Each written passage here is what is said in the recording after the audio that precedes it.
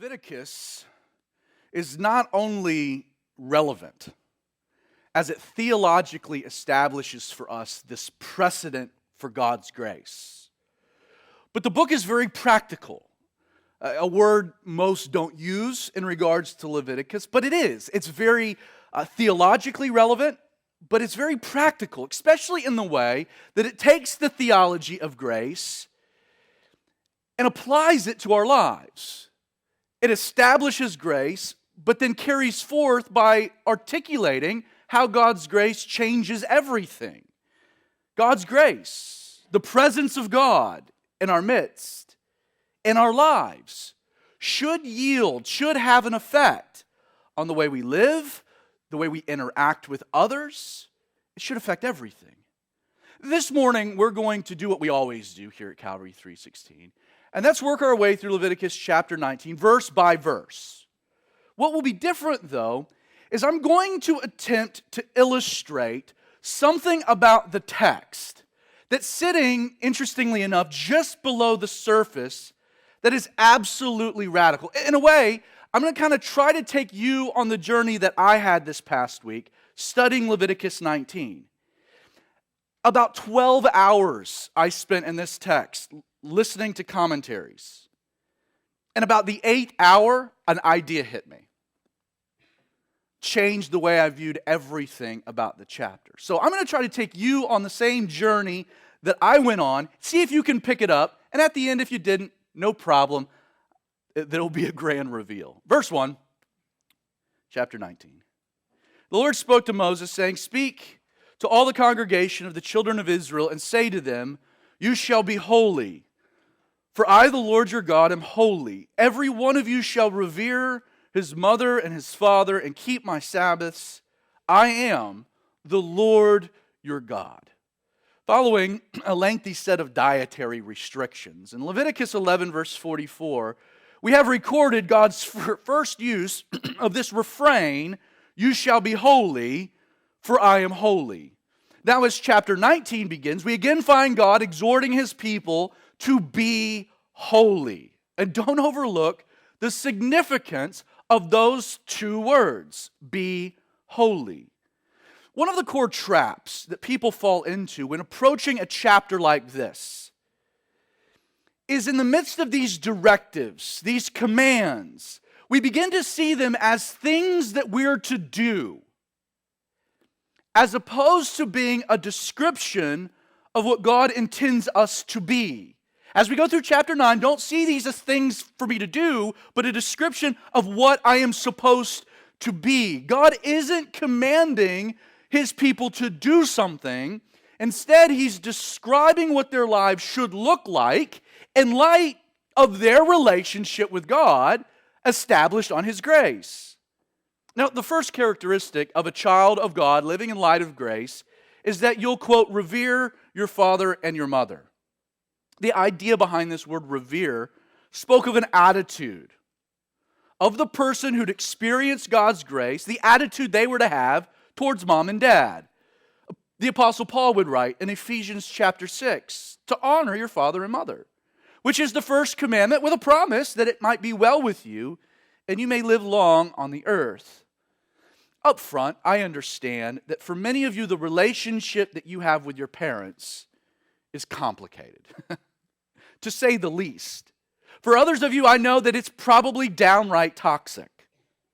While this verse articulates an attitude, it doesn't mean you have to obey your parents. It's not what the word says, especially if you're an adult man. And yet, because they, at a minimum, were instrumental in you living, they gave you life, a measure of reverence towards your parents, it's appropriate.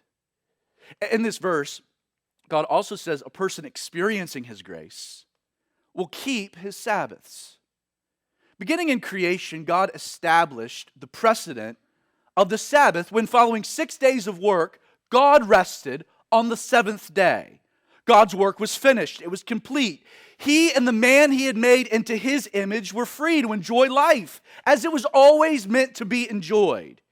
And yet, following man's sin in the garden, on this holy day, the seventh.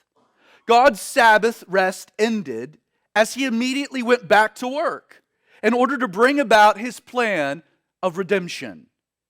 Well, there is no doubt the Creator knew the emotional and physical importance of human beings resting every seventh day. I mean, it is part of his design. The idea, though, behind man taking a day to cease from his work and rest, it possessed an even deeper religious purpose. Jesus would say in Mark chapter 2, verse 27, that the Sabbath, this whole thing, was made for man, and not man for the Sabbath. Keeping this day of rest was man's way of acknowledging an important reality. It was the fact that there was nothing he could do to restore God's Sabbath, God's original rest, the life that they were to have together. You see, the life that God meant for man to enjoy with him on that seventh day, well, it could only be restored through God's work, apart from human involvement. So wait a second, Pastor Zach. Are you saying that I have to keep the Sabbath? Well, sadly, such a question completely misses the point. You see, grace doesn't mandate you keep a Sabbath day. Instead, God's grace motivates you to take a day of rest, a day of reflection. The should I question, well, it should transition, if you really get it, into a why wouldn't I? You know, in our fast-paced world, there is a practical benefit to setting aside one day in 7 to just chill out, to rest, to relax. Physically, it's important to recharge emotionally. And yet, never forget that the greatest benefit of a Sabbath is that it helps an individual, a person, adjust their eyes from the temporal to the eternal. It's why the Jews began the Sabbath, gathering at the synagogue, the local place of worship. One day a week, all work ceased, routines stopped, the community gathered and worshiped. And then they spent the rest of their day watching football with their family.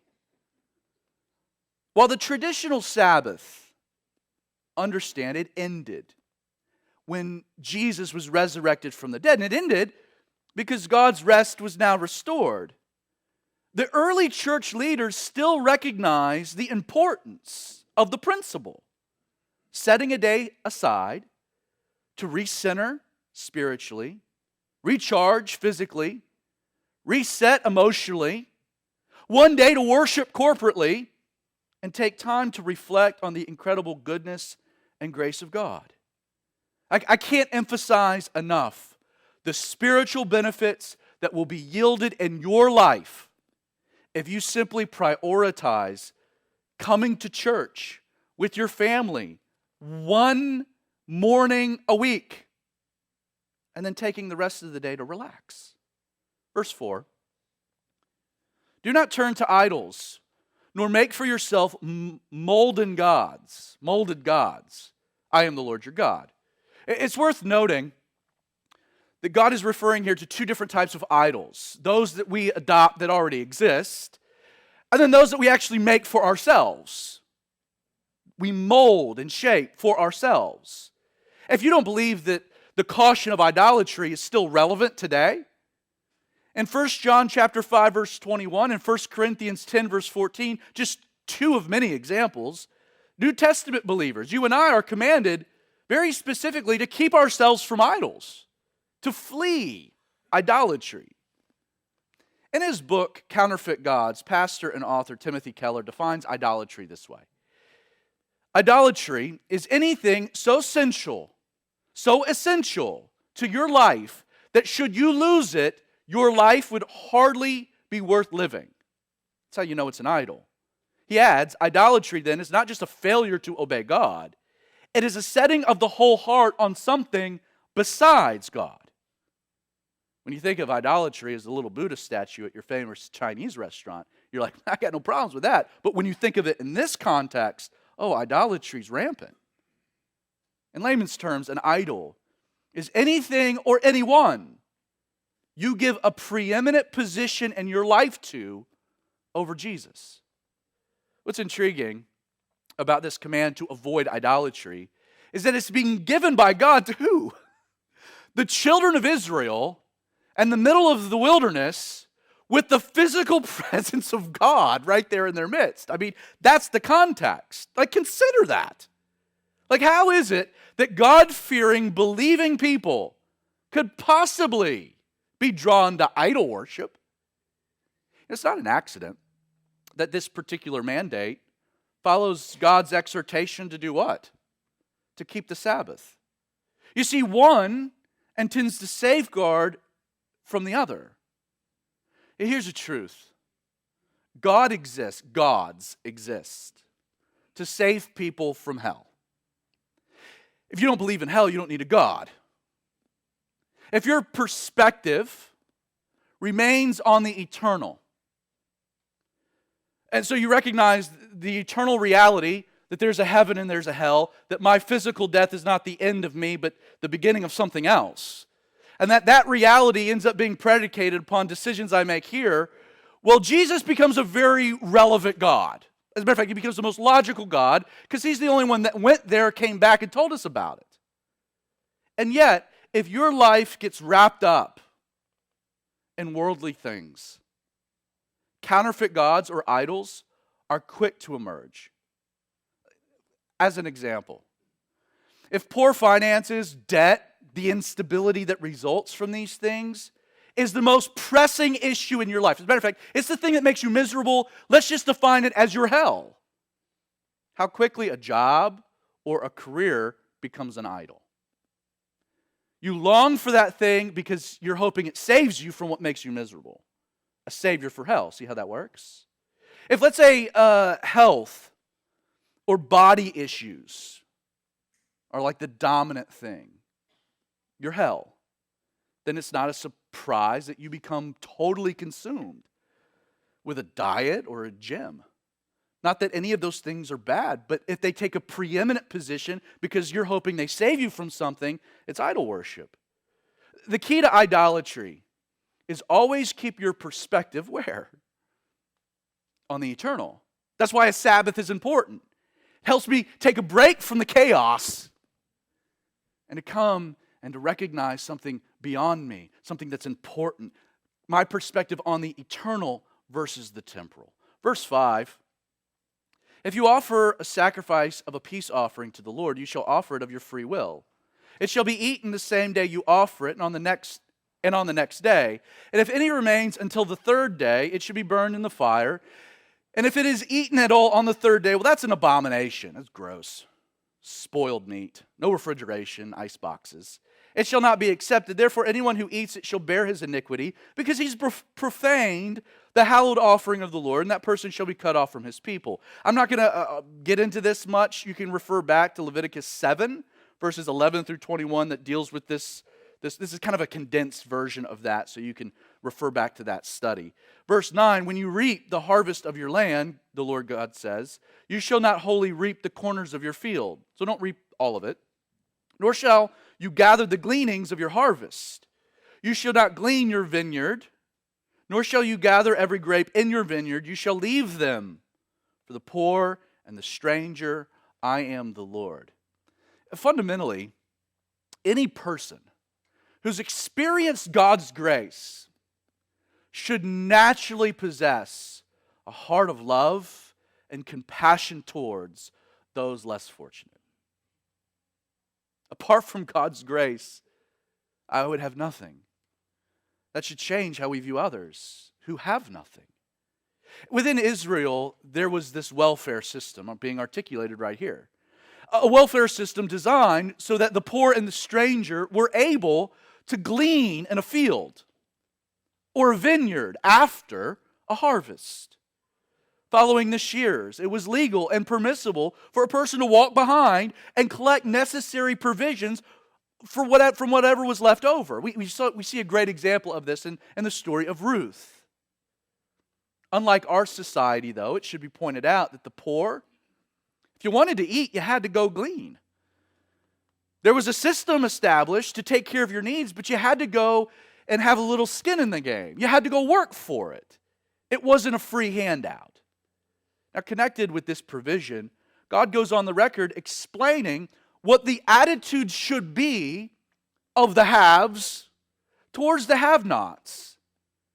Like if you fully understood, if you fully recognized that the entire increase of that year's harvest existed because of the goodness of God, well, it would only be natural that you'd cut corners, leaving sections of your field for the poor, as well as only taking one pass through the vineyard, leaving an ample supply of grapes left over. And the idea is that you weren't stingy. You recognize that this is how people ate and how other people, you cut corners, left the corners for the poor, and you only went through it once, and what was left over, well, that was fine. I hope you understand that there is a direct correlation between one's faith in God's provisions and understanding of His grace and that person's charity. Faith, greater faith, always leads to greater generosity. In fact, Jesus would point to that, wouldn't he? He would say, where a man's treasure lies, there his heart lies also. I've said it before, I'll say it again. It's not how much of your money you give.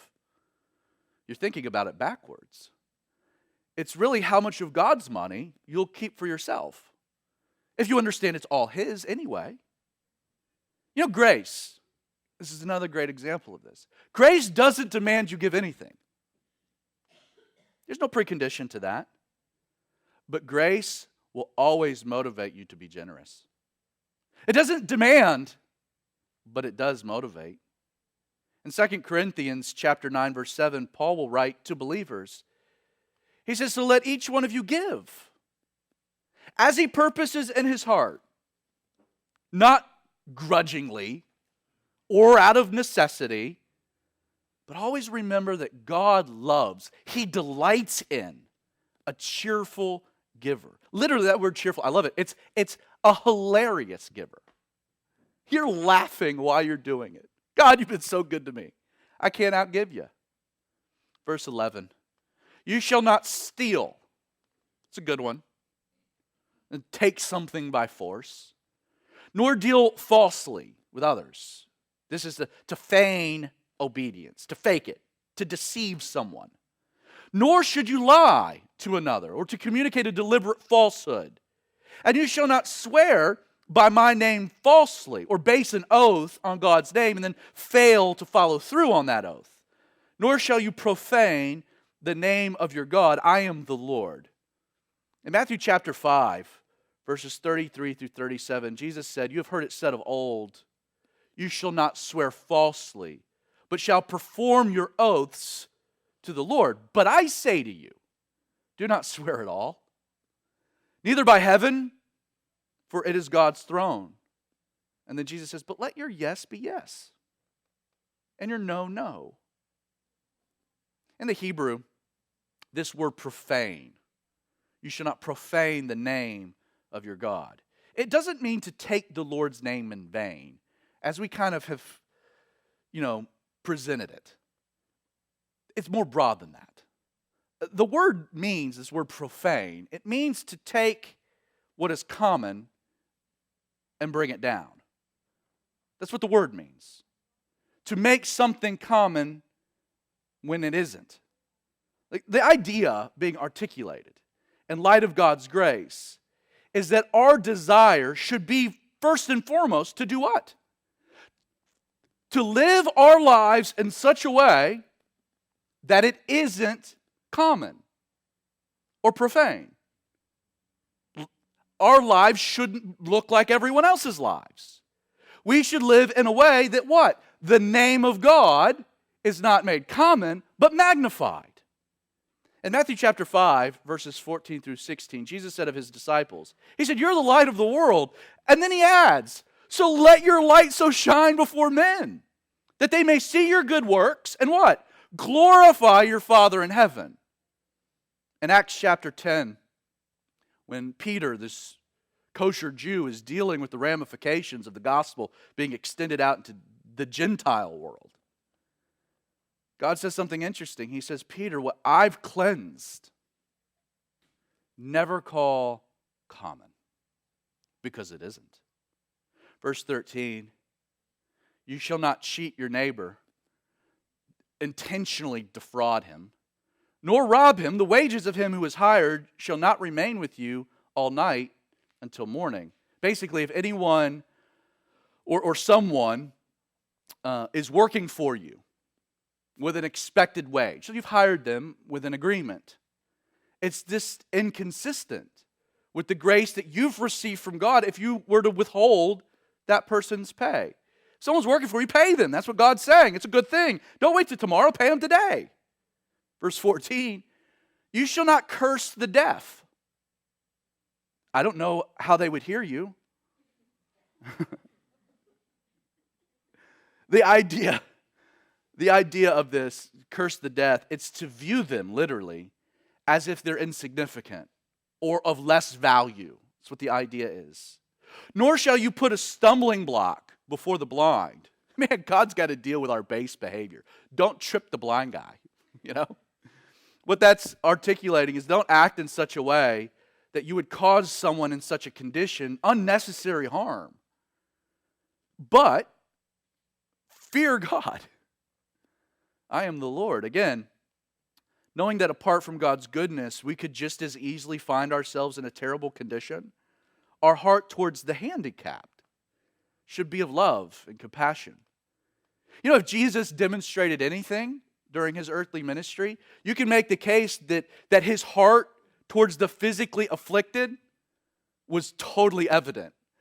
Jesus goes from town to town to town, yes, preaching, doing amazing things, but man, he was compassionate. We're told over and over that Jesus was moved with compassion. He'd stay up all night healing people of their infirmities, of their physical deformities. In Matthew chapter 11, verse 5, Jesus will say that the blind, because of him, can see. The lame can walk. Lepers are cleansed. The deaf hear. The dead are raised up, and the poor have the gospel preached to them. Verse 15, you shall do no injustice in judgment, or you should judge fairly. You shall not be partial to the poor, nor honor the person of the mighty. In righteousness you shall judge your neighbor. You know, when it comes to decision making, never forget God's grace places all men onto equal footing. As such, it's unjust to show partiality to the poor guy simply because he's poor, or to honor the mighty because they might be influential. Treat everybody the same. In Luke chapter 14, Jesus would say, when you give a dinner, do not ask your friends, your brothers, your relatives, nor rich neighbors, lest they also invite you back and you be repaid. But instead invite the poor, the maimed, the lame, the blind, and you will be blessed, because they cannot repay you. For you shall be repaid, Jesus says, at the resurrection of the just. Verse 16, you shall not go about as a talebearer among your people. A talebearer is one who bears tales. That's what the word means. And more kind of a common vernacular, we would refer to this as gossip. Don't gossip. Don't talk about other people. Nor shall you take a stand against the life of your neighbor, or this would be to bear false witness if called to testify in some type of a case. I am the Lord. In my studies of this chapter, Pastor John Corson, he makes an astute observation about the overall effects of gossip, bearing tales. He says in gossip, there's always three victims. Always. One, the person you're gossiping about is a victim because you're tainting their reputation without giving them the opportunity to defend themselves. Two, you're harming yourself because you're becoming known as a gossip.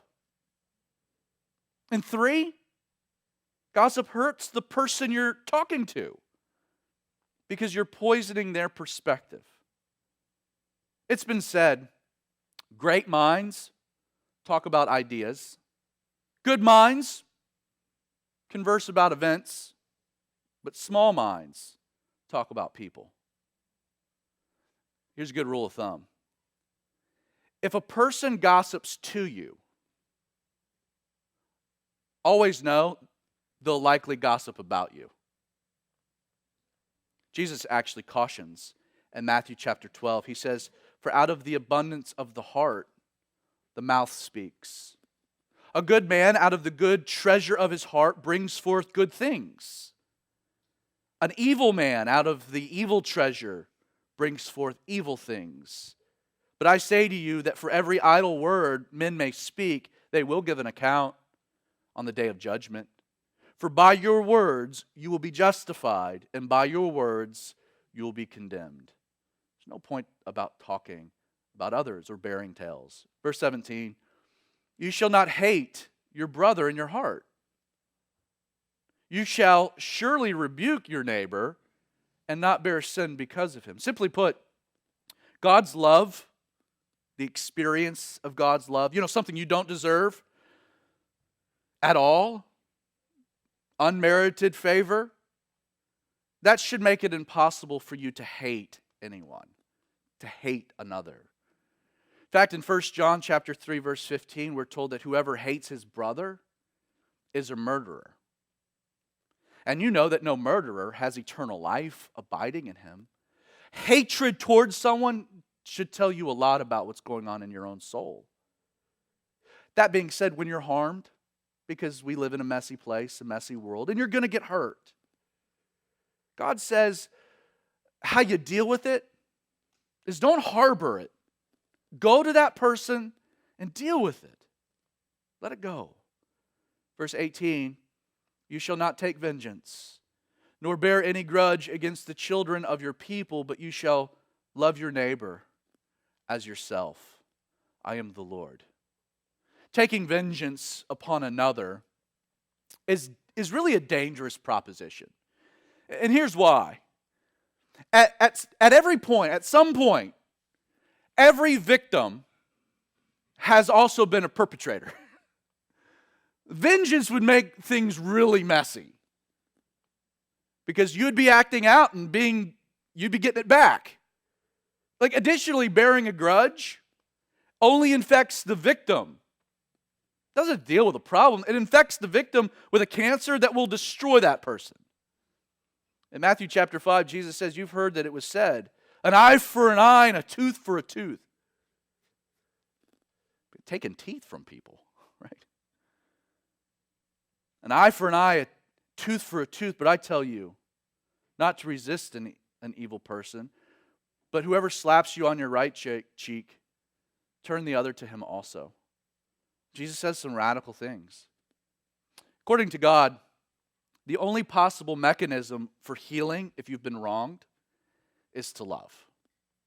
And it's not cliche, but love, there's a healing power. We're told, "You shall love your neighbor as yourself." If there's any doubt that you love yourself, I hate myself. No. If you say, "I hate myself," that just is first evidence you really love yourself. You love yourself enough to hate yourself. Easy. Just take a picture of a group that you're involved in. Who's the first person you look for? It's you, right? I mean, first person you look for in a group picture is you. And then, as a matter of fact, everybody can look great, but you're going to judge that picture, whether it's good or bad, on one thing. My hair looks terrible. Garbage. I mean, you love yourself. Love your neighbor as yourself. This word love, you notice it's in the active tense, which implies motion. Instead of lashing out with vengeance or bearing a grudge, our response should be to demonstrate kindness, to show love, irregardless of how we've been treated. Don't we find that modeled by Jesus? And we're to be Christ-like. And in fact, in Matthew 5, verses 43 through 44, Jesus carries this verse one step further by defining how we're to love. Jesus says, you've heard it said, you shall love your neighbor, hate your enemy. I say to you, love your enemies. Bless those who curse you. Do good to those who hate you. Pray for those who spitefully use you and persecute you. Verse 19. You shall keep my statutes. You shall not let your livestock breed with another kind. You shall not sow your field with mixed seed, nor shall a garment of mixed linen and wool come upon you. Kind of bizarre, isn't it? Now, to understand what God's saying, keep the verse in context. As a matter of fact, there's a context provided by the verse itself. Look again. How does it begin? You shall keep my statutes. So it would seem that the reference of livestock breeding with another kind, or sowing your field with mixed seed, or mixing linen and wool in a garment, is God's way here of illustrating a much larger principle that's central to the idea of keeping His statutes. You with me? You following? Like, in order to live a life that upholds His statutes, His standards, what is the key? Well, the key is we must avoid the mixing of what robs from purity. That's what God is illustrating here. Like, understand, God's grace is not the starting point by which we progress into greater realities. It's not the starting point. Grace is the only point. There's nothing else. If your motivation for keeping His statutes is anything but God's grace and God's grace alone, you're going to have a perversion. It's a twisting, a warping. Grace and do these things, or grace but don't do these things, rob the purity and power of grace alone. Jesus would caution to the dangers of compromise, which is what this is getting at. In Matthew 5, He says, you're salt. You're the salt of the earth. But if salt loses its flavor, how shall it season? It is good for nothing. Should be thrown out, trampled underfoot by men. The Apostle Paul then builds on that idea in 2 Corinthians 6. He says, don't be unequally yoked, mixed with unbelievers. For what fellowship has righteousness with lawlessness? Or what communion has light with darkness? This line, nor shall a garment of mixed linen and wool come upon you, it's a profound statement. Especially when you consider that linen was the garment of what? It was the garments of righteousness. It was the garments of the priesthood. Wool was the garments of the workman. It was tougher, had some tenacity to it. One, the righteousness of God, the other, the work of man. Are you picking it up?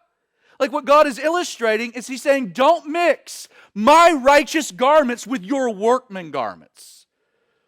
Don't try to add to my righteousness, what I want to give you, what I want to make you, what I want to clothe you in. Don't mix that with your stuff, your works, your efforts and energies. Verse 20. Whoever lies carnally with a woman who is betrothed to a man as a concubine, and who has not at all been redeemed, nor given her freedom, for this there shall be a scourging, but they shall not be put to death, which we'll get to in the next chapter, was the standard penalty for adultery, because she was not free. And he, this being the guilty party, shall bring a trespass offering to the Lord to the door of the tabernacle of meeting. A ram is a trespass offering. The priest shall make atonement for him with the ram of the trespass offering before the Lord for his sin which he has committed, and the sin which he has committed shall be forgiven him. Now, this situation, what's being described, it begins with a man lying carnally with a woman. Now, in the English here, it appears that we're getting a description of adultery or sexual activity motivated by carnal desires, like we saw in the previous chapter. And yet, this Hebrew word lies. It's actually the same word that God uses in His prohibition of homosexuality. With that in mind, the idea is that this man in this situation, he generally falls in love with the woman. Emotionally and spiritually, like there's a connection, sparks are flying, and he ends up sleeping with her. We can presume culturally, hoping that they would be married. Sadly, there's two problems. First, she's a concubine who has not been redeemed nor given her freedom. Now, to be fair, this word concubine is a terrible translation. Be better translated as handmaid or maidservant. She's an employee of the man. But this fact that she hasn't been redeemed nor given her freedom, it implies that her servitude in the house as a handmaiden, well, it was required. She had to be doing this, likely to pay off a debt. Which means, in this situation, that her actions, while reciprocal, it gets complicated because the man had an authority over her. Like it just gets murky. The second problem is that we're told this woman is betrothed to another dude. And in Hebrew culture, betrothal meant legal marriage. They were legally married, but they hadn't consummated the relationship. So they hadn't had the honeymoon, the official ceremony. Adultery was a death penalty. But because this woman is still a virgin, God says apply some grace here. Like we're told on account that she's under the authority of this man, for this there shall be a scourging. The word scourging here is completely misleading. It's the only place in the entire Hebrew Bible you find this Hebrew word. It's a poor translation. It's not scourging. Literally, it spoke of compensation or punishment. More than likely, because the man took advantage of his position, the punishment resulted in the woman's debt being satisfied. She was free to now do what she wanted, to do as she wished. Additionally, the man would have to come and offer a ram as a trespass offering. What does this tell us? Where's the application? Here it is. While there are moral matters that are clearly black and white, I mean, adultery with your neighbor's wife was one of them.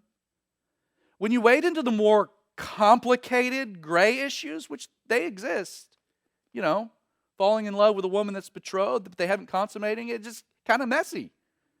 It's always wise. I love what Pastor Chuck always said. It's always wise. If you're going to make a mistake, if you're going to err on the side of grace. You can never go wrong. Legally or not, Jesus would add in Matthew 5, verse 27, he says, "You've heard it said of old, you shall not commit adultery. But I say to you that whoever looks at a woman to lust for her has already committed adultery with her in his heart." Verse 23, "When you come into the land and have planted all kinds of trees for food, then you shall count their fruit as uncircumcised or unharvested. 3 years it shall be unharvested to you, it shall not be eaten. But in the 4th year all its fruit shall be holy, a praise to the Lord. And in the 5th year you can eat it, that it may yield to you its increase. I am the Lord your God." Now practically, we understand that there is a tangible benefit of a few years of pruning before harvesting fruit from a tree. I called a friend of mine who happens to be an arborist, ran these verses by him, and he was like, "Oh, absolutely, there's profound wisdom in what's being articulated. Wait to the 5th year, you get much better fruit." Now, pertaining to grace, there's no question that God here is illustrating for us a much larger principle about trees and fruit and how this works, an idea that Jesus will build off of when he talks about knowing a tree by how? Its fruit, Matthew chapter 7. What we know is that spiritually mature and useful fruit, it takes time to develop in a person's life. Like there's a process. You come to church and you sit under the teaching of God's word, and man, you're planting by rivers of living water and you're sinking your roots down, and you're looking at your life and it's like, my life is still a mess. Like, when's this good godly stuff supposed to be happening? Pump the brakes. Mature fruit takes time. It takes time to mature. Like, not only does this just illustrate for us the importance of just being patient with people, but it tells us that we shouldn't judge a person prematurely. It takes time. Verse 26, "You shall not eat anything with blood. We have a whole chapter that was on that, so we'll move on. Nor shall you practice divination, that's fortune telling, or soothsaying, that's astrology, or observing the times, reading the stars. You shall not shave around the sides of your head, nor shall you disfigure the edges of your beard. Don't do that. You shall not make any cuttings in your flesh for the dead, nor tattoo any marks on you. I am the Lord. Oh man, y'all are all in big trouble. Understand the context for what's being communicated here is that the cuttings and the tattooings, the shaving of the beards and whatnot, these were all related to the pagan customs of mourning for the dead, as well as idol worship. That's the context. So if your tattoos exist because you're worshiping idols, you might not want to do that. But at the same time, you can have like heavenly tattoos that are glorifying. A great example of this, by the way, is, remember the story of Elijah and the prophets of Baal? They have the cook-off to see whose God is real. And in their worship of God, trying to get Baal to send down fire from heaven, they're running around worshiping. And what are they doing? They're cutting themselves. And they have little tattoo guns. And they didn't have that. But that's the idea of trying to get the gods' favor by having these markings. It's paganism. If your tattoos are about paganism, shame on you. If they're not, cool. I have no problems with tattoos as long as they're not on me. I don't like needles. Some of you have beautiful tattoos, by the way. Very cool stuff. Hallison's new one is rad. Verse 29. This is important. Do not prostitute your daughter. I know some of you were thinking about, is that okay? No, God's don't prostitute your daughter to cause her to be a harlot, or literally a whore. I just wanted to say whore. Lest the land fall into harlotry or whoredom, and the land become full of wickedness. This word prostitute, it's again not a great translation. It means to make common. So don't let your daughters become common. And the word that's translated to cause her to be a harlot refers just to fornication. Like the idea here is that God is calling upon fathers to hold their daughters to a holy standard of modesty.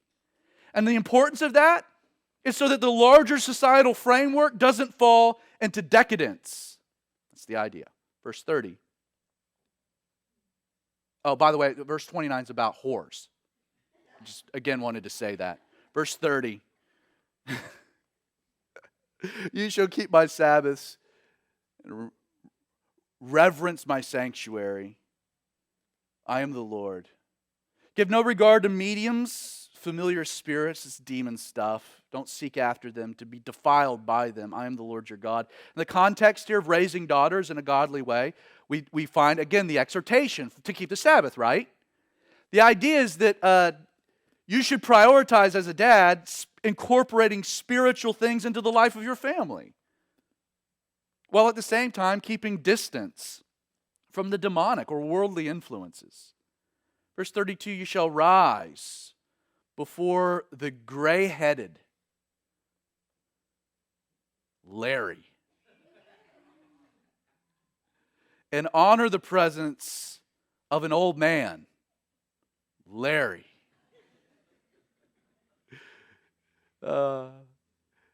And fear your God, I am the Lord. In much the same way that children are to honor their parents, God's saying that society should have an esteem for its seniors, that we should appreciate their experiences. You know, it's sad. I mean, we live in what you can define as now the okay boomer generation that has a total disdain for the elderly. That's an indicator of cultural rot, of problems. And the church, there should always be great respect, dignity shown our seasoned siblings. I thought that was a good line. Verse 33. And if a stranger dwells with you in your land, you shall not mistreat him. This is to oppress or treat violently.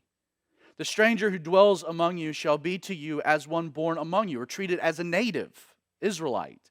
You shall love him as yourself, for you are strangers in the land of Egypt. I am the Lord your God. Here God is addressing the attitude that the Israelites were to have towards the stranger who came seeking to dwell among them. Based upon their experiences as foreigners dwelling in Egypt, they were to treat people much differently. In Egypt, they had been abused, but in Israel, the stranger was to be cared for. You shall not mistreat him. In Egypt, they had been segregated, but in Israel, the stranger was to be assimilated, to be treated as one born among you. Now, there is no doubt that immigrants and refugees were to be treated with love and compassion in Israel. But it's equally true that the stranger, their ability to stay in the land, was predicated upon a few key things. One, you had to reject your former identity by becoming a Hebrew. If you were a guy, that meant circumcision. I'm going to become part of the people. Two, you had to reject your former religion and culture by fully assimilating into Hebrew society. You couldn't be a Gentile, remain like a Gentile, behave like a Gentile, and still live in the land of Israel. You had to embrace religious and social customs. And three, you had to obey all of the laws that govern the nation that you decided to join. We see this over and over and over again in Leviticus. The law is being applied also to the stranger. You're not given a pass. Like, we should never forget, and we live in kind of a very interesting time period where we're struggling and trying to figure out as Americans, like, how do we do the immigration thing in this melting pot? But we as the church, we shouldn't forget that over and over and over again in the New Testament, believers are encouraged to not neglect to show hospitality to the stranger. In Matthew 25, Jesus even goes so far as to equate the way that we treat the least of these with the way that we treat him. Verse 35, you shall do no injustice in judgment. In measurement of length, weight, or volume, you shall have honest scales, honest weights, an honest ephah, an honest hin. Basically, business dealings were to be conducted above board, beyond reproach. You know, amazingly, the one thing that got Jesus the most riled up was who? The money changers that were ripping off the people. If you have a business, be fair, honest scales, trust the Lord. Concluding, I am the Lord your God, who brought you out of the land of Egypt. Therefore you shall observe all my statutes and my judgments and perform them. I am the Lord. Now we're running out of time. We're going to go a little long, so just hold tight. Were you able to pick up the undercurrent just below the surface of Leviticus 19? If you weren't, let me just quickly recap the themes that are covered in this chapter.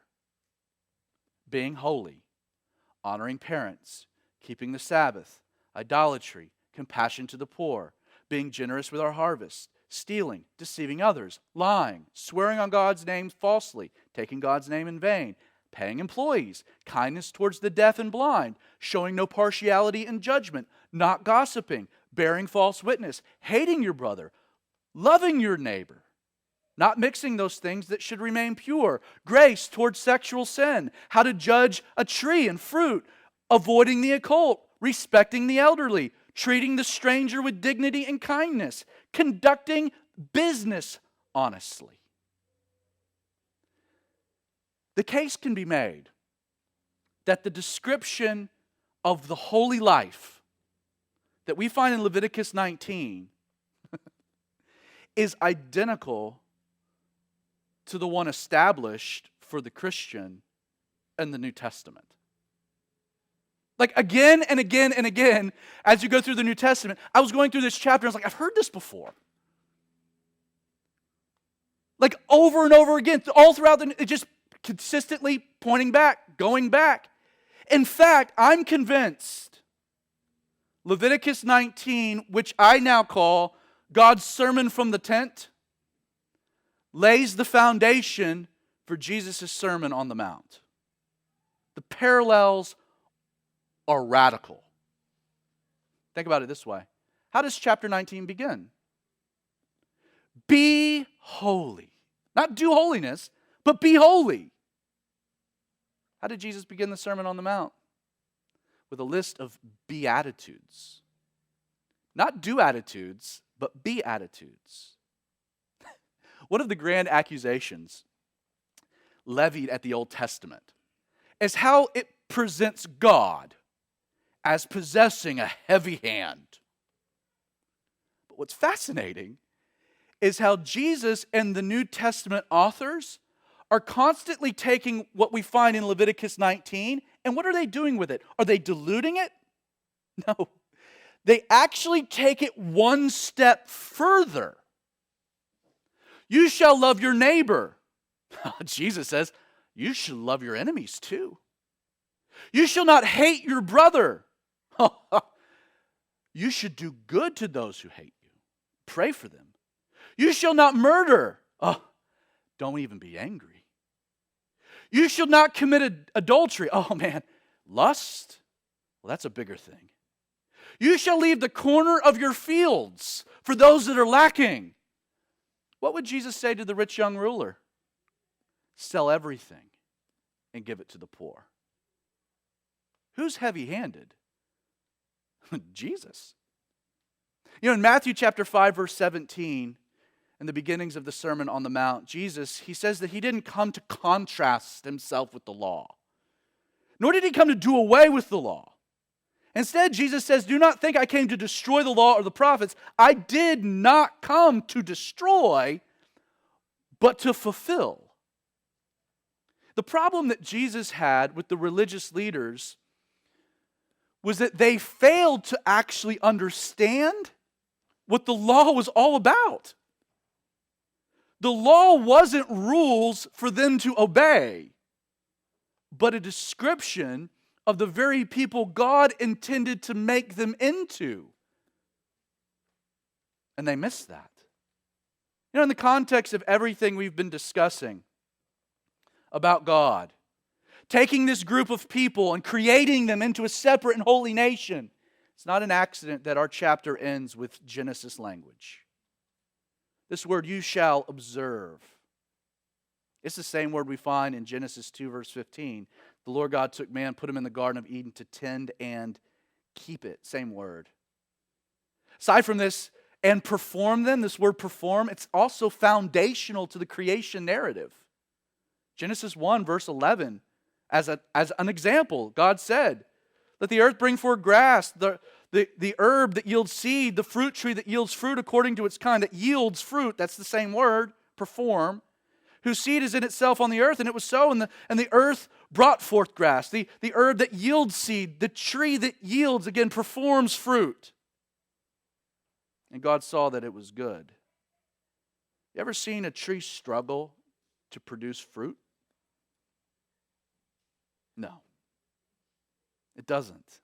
It's something that happens naturally, that yields. You never see a little grape on the vine just struggling to be a grape. No, it just abides. And it grows.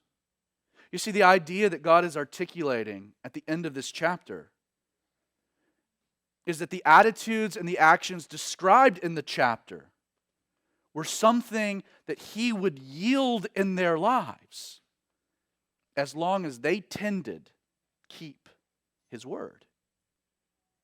You know, what a wonderful promise, considering holiness is not something any man can manifest within himself.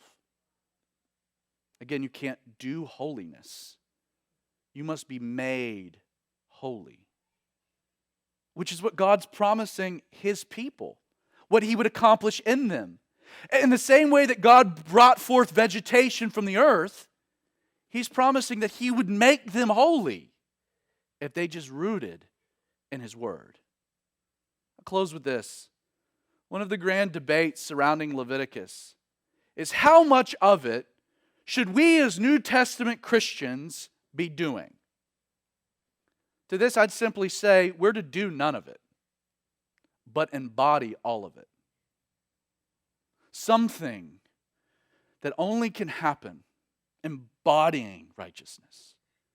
It can only happen when Jesus dwells in our midst through the power of the Holy Spirit, when Jesus works out His grace in our lives through the transformative power of His Word. You can't do these things, but Jesus can make you into them. My friend, grace is not the beginning of something. It ends in the revelation of someone, and His name is Jesus. So, Father, we thank You for Your Word.